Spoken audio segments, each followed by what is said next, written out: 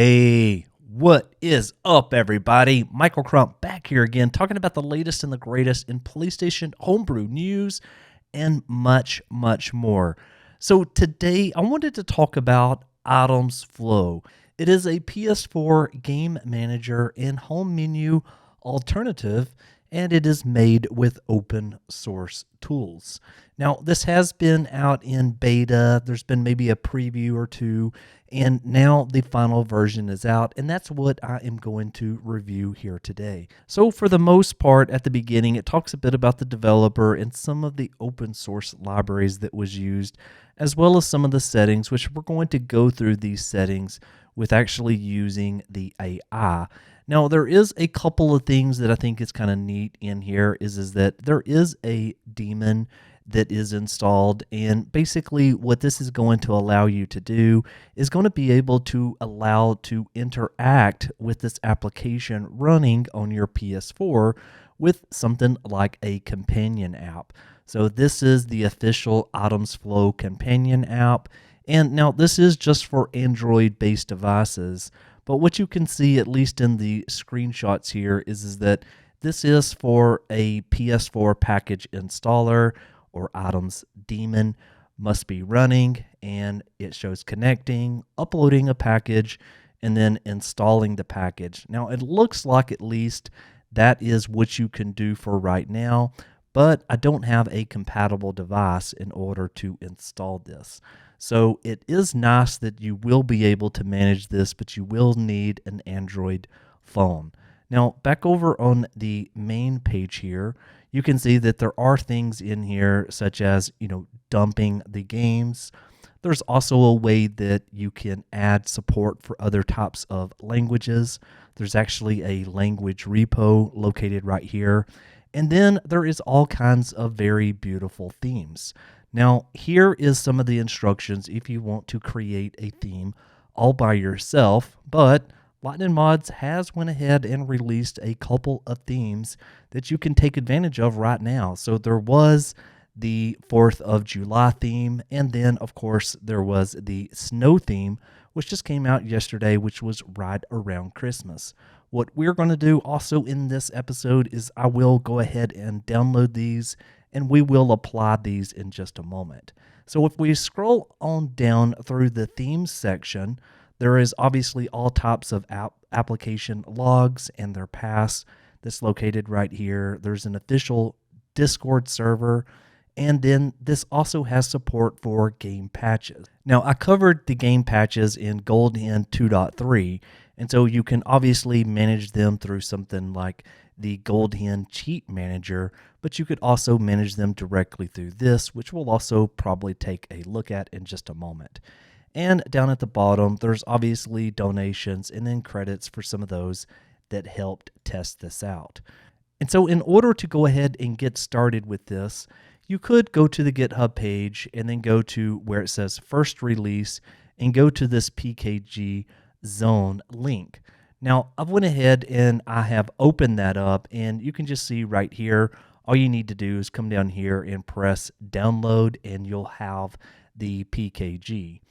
From there, you'll also want to come in here and you'll want to download each one of these theme files. So I went ahead and downloaded the snow as well as the 4th of July theme file. And if you do have an Android device, I would recommend going ahead and going to this Google Play link, which will also be in the description below, and installing the companion app.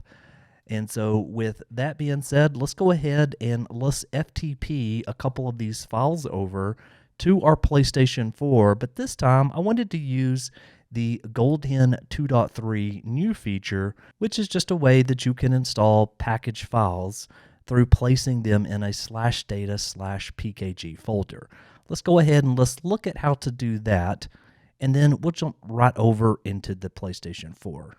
Okay, so at this point, I have went ahead and I have connected to my PlayStation 4, and as you can see, I have created a folder here on my local hard disk drive, and I just simply have the PKG as well as both of those themes.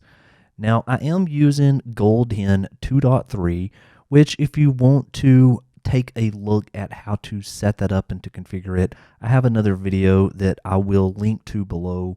But I am going to use the new version or the new way to install packages. So back over in my PS4, I've got a data folder here, and I'm just going to go ahead and I'm going to create a directory, and I'm going to enter into it, and I'm just going to give this the name of PKG. Okay, so now I am in that PKG folder, and just to make things easier, I'm just going to go ahead and drag and drop all three of these files over to my PlayStation 4. And okay, everything has been copied over successfully. Let's go ahead now and let's jump over to the PlayStation 4 and get this installed, and then we will install the themes. Okay, so back over on our PlayStation 4, and I am using GoldHEN 2.3. So if we go over to GoldHEN, the shortcut there, and we go into the debug settings, and from here we can see that there is a package installer. So I'm going to go ahead and press X here, and there is the PKG file. So basically this just allows us to add a package file to the data/PKG folder just for easier installation. Typically, those would have to be on a USB drive if you were to use the settings debug functionality that is baked into the operating system itself. So here I'm going to go ahead and press the X button. And one other thing that I will note here is that you won't see those zip files because they are not PKGs, but that's going to be totally okay because when we install the themes, we're just going to navigate to that directory where they're currently at. So let's go ahead and let's go back to the home menu, and right there is the Itemzflow's Game Manager. Okay, so let's go ahead and let's launch Itemzflow's Game Manager. Okay, loading for the game list, and it says, do you want to check and download covers? The answer to that would be yes, I absolutely would love the covers for my games. Okay, and there it is. I absolutely love the little pop-up notifications that it has there. And by the way, this is my very first experience with using this tool. I didn't get any of the betas or any of the preview releases. So I can see right off the bat that I do have storage down at the bottom, which has my /user directory, and it shows how much free space I have and the total hard drive space. So it looks like up in the very top right-hand corner, obviously, I get the current date and time, as well as the system version, and then the version of Itemzflows, which as of this moment, this is the 1.2 release, which it looks like it came out on 12/26. And then down at the bottom right-hand corner, I have the ability to reload applications, change the category, or press the options button to go to settings. And then finally, I can press circle to go or to exit Itemzflow. So a very nice presentation right out of the box. I love the actual Sony, square, triangle, etc. kind of floating around in the background here. So first off, what I would like to do is I'd like to change the category. So let's press the square button here. So that just said retail games, and there is none on this PlayStation 4 because I just use it for tutorials. And now this is fake packages that are currently being shown. Let's change the category again here. And this is just games, which I really like this menu. A lot of the times when you just want to play a game, you absolutely do not want to see all of your homebrew applications. And you can obviously scroll through these with the directional pad. Let's change the category again. And now this category just shows homebrew, which I am enjoying this as well. Now, what is kind of interesting is that some of the games that were PS2 to PS4 still show up as just homebrew. It may be nice if in the future there may be a way to differentiate between homebrew games and then just retail games or PS4 retail games that are fake packages. But still very cool. And we'll go ahead and press the triangle button again. And now that brings us back to none, which is going to show us absolutely everything. Now, there is a reload apps feature here, and that would obviously be useful if you installed an application from the actual tool itself. So now that we've checked out the categories, let's go ahead and let's press the options button and let's get into our settings here. So the very first option right up here is dumper path. So as you can see, it is set to /MNT/USB0. So if you did want to dump a game or an app, typically you would connect up a USB hard disk drive to your PlayStation 4, and here just by default it's going to be looking at USB 0. So if you were to maybe have your USB hard disk drive that's on USB 1, well, you could come in here and you could change it by clicking in here and then just selecting wherever that drive is currently located. There is also this option right here to check for updates. So I'm just going to press X here. I do know that I have the latest version, so there won't be anything added in there. Next up, you can sort the apps by a couple of different things. So you can sort them by random. You can also come in and you can sort them alphabetical by title ID, by app name, and it looks like those are the main two things. I think most people would like it by title ID, so I'm just going to leave it as that. Next up, there is an option here to set as the default dashboard.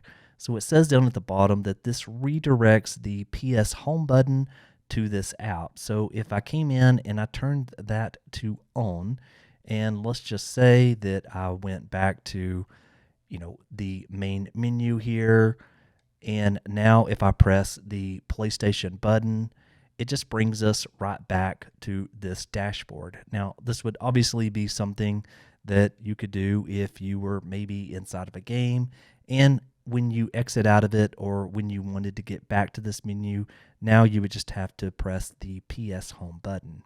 Next up, there is a rebuild fake package database. Now, what it says down there is that this rebuilds the PS4's app database. So there's a lot of different tools that's currently out that will allow you to rebuild your fake package database. There's Python scripts, etc. This is just basically integrated into the tool, which I absolutely love that. So if you have any games or apps or whatever that may be missing, this is basically going to correct those for you. And the option is to rebuild internal databases. So it says down at the bottom, restore missing XMB game apps DLC from internal storage. And the next option is to restore missing XMB internal and extended storage DLCs. And then there is reactivate extended storage games, apps, DLCs that got disabled. That, I believe, is it. So those are your three options here. Next up, we have the theme installer. It says install Itemzflow from a USB drive. So I'm going to press X here to interact, and then I'm going to just scroll down into the data folder here, and then we're going to go to PKG. And as you can see right here, we have the snow.zip as well as the 4th of July theme.zip. So I'm going to go ahead and press X here, and it says theme installed and applied, and it looks like it is exiting and restarting here, and we are not going to check for covers this time. And there you go, there is the 4th of July theme, and that is absolutely amazing there. So let's go back. As you can see with the options button, that is a little flag there that looks like it's the USA flag. So we'll go back into settings by pressing options. We're going to go to the theme installer. We're going to go back down to the data folder and then PKG again. And this time we're going to select the snow theme. And there is the snow theme, which this could not be a more perfect time to have. So let's go back into the options again, and let's continue browsing the settings here. Background MP3 path. So you could, as it says down at the bottom, maybe hard to read right now, but it says select a custom 48 hertz MP3 to play in the background. So you could do that if you wanted to. There's also a option here to show button controls, so we can turn that from on to off. Basically, the controls down at the very bottom, it will hide them or show them, as you could just see right there. Open PS4 menu. So it says opens the PS4 debugs or settings menu. So I'm going to press X here, and I can see you can go to settings, you can go to power save, or just settings. So we'll go to settings here, and there it is. We will also try the power save settings. So that's nice. It just quickly jumps you to those settings. And I believe that is the only two that I have right there. So maybe more of them is going to be coming. The next option here is the PKG installer. Obviously, you can install packages through so many different ways, but obviously it's been implemented here as well. So if you had a package file, you could basically select it. So we could come back in here just for example, and we would go to the data folder and then go to PKG, and right there is the PKG. But if we pressed X, well, then it would go ahead and install it. So what you may be able to see right here is that for the most part, this is really looking to be more of a full dashboard replacement, and I absolutely love it so far. Next up, there is the console power controls. So it says console power options, press X to interact. So shut down, restart, or suspend is in there. So it looks like if you press one of these, well, then you can go ahead and restart your PlayStation 4 or suspend your PlayStation 4 or shut down your PlayStation 4. We won't do any of those things right now. And then the next option right here is to save your settings. Now, there is an advanced settings if you press the R1 button. And for the most part, we covered most of these, such as the dumper path. But the one that we didn't cover was the ability to change the font. Now, in the past, I believe changing the font has taken a bunch of time in order to implement. It looks like now it can be done a little bit easier by just picking your font from this menu right here. And then there was also an option here to reset customization. So I'm going to go ahead and try this one. We're going to press X. And now at this point, the snow theme and any of the other settings that we created will now be reset and will be back to stock. I absolutely love the ability to quickly get back to the original version that the application or the original settings that the application recommended. So we'll go back to R1 here. And then there is the option here to turn reflections on or off. So I'm going to select off and I'm going to save the settings. And if we go back, now you can see there is not a reflection there.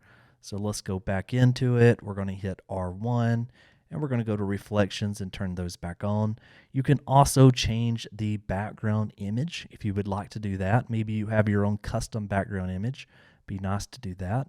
And then start up cover message. So this is very nice. So instead of asking you each and every time, you can turn that off, which that is a surprise for me because that is a feature that more than likely I would want to turn off. So now I'm going to go ahead and I'm going to press Save Settings. And now everything has been saved. So I'm going to hit back here. And now we're actually going to explore going in and maybe selecting one of these games and seeing what some of the options are there. So let's select Elden Ring and let's just go ahead and press X here. You could launch the application if you wanted to. There's also a way to dump the application. So you could come right here where it says dump and you can press X to interact. And here is where you can dump the game and any available DLC and patch, which is more than likely what I would want. But you could come in and dump the base game only, or the patch only, or the remaster only, or the DLC only.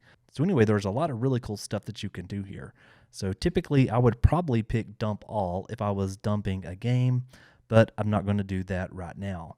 There's also the ability to uninstall it. So if we press X here, you can uninstall the game, the app, and everything attached, or just the patch, or the game and the app. So obviously just those two options there. So if we go to Game Save Options, we would have the ability to do things like import a save game and more. Then we go to App Visibility, which is something that I really like, is that you can hide applications if you don't want them visible. There's also the ability to come into trainers, and we can press X here to interact, and we can see that there's a couple of different trainers that's available. So this is the 60 FPS for the base console. So really this is the same sort of thing that we were doing just a moment ago, or in the GoldHEN 2.3 episode with the GoldHEN Cheat Manager. Now you could really just manage all of those cheats just right from here. So if I wanted to turn on the 60 FPS, I could just press X here, and now that one is enabled. If I go ahead and I press X again, maybe I wanted to skip the intro logos. Now that is enabled. And we can obviously see that there is a bunch more options that's here. So now if I went ahead and I did the launch button right here, I'm going to have Elden Ring. It's going to be loading up for us, and it shouldn't have any sort of intro screens.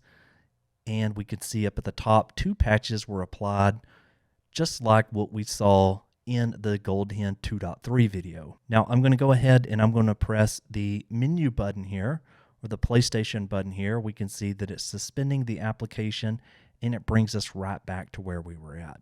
A few more things just to wrap up here. You can obviously change the icon if you would like to, or the application name. You could move this to a USB if you wanted to. Now, sometimes this option is all about, moving a game from your physical hard disk drive to a USB hard disk drive. And then there is another option right over here to restore that. And as we can see, even up at the top, it does show that Elden Ring was played now for 2 minutes, which I think I will actually really enjoy having the ability to get some app stats. Anyway, that's going to do it for this one. I will see you on the next one. Michael, out.